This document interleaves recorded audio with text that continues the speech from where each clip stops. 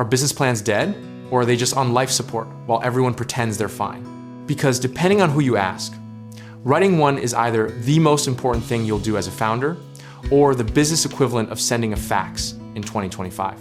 Let's set the scene.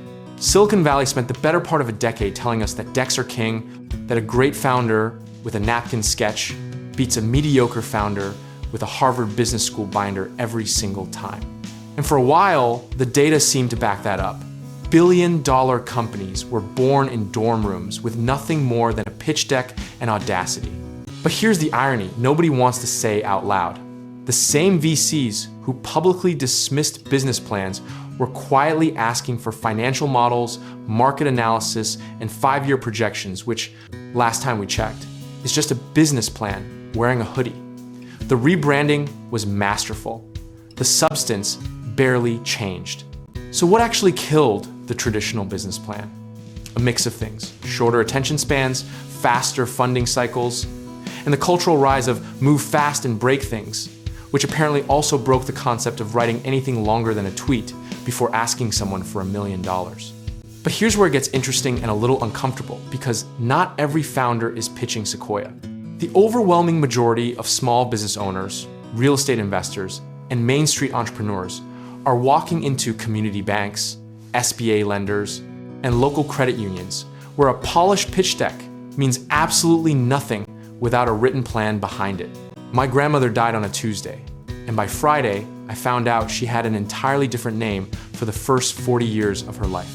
Grief, it turns out, is just the opening act. The real show is what crawls out from underneath it. Now, the skeptics aren't entirely wrong either. A bloated, jargon-filled, 50-page document that took 6 months to write and described a market that no longer exists is, in fact, useless.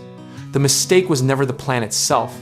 It was the assumption that length equals credibility and that static documents could describe dynamic businesses. Here's the historical pattern worth knowing. Every generation of entrepreneurs declares some old tool obsolete, then quietly rediscovers it under a new name.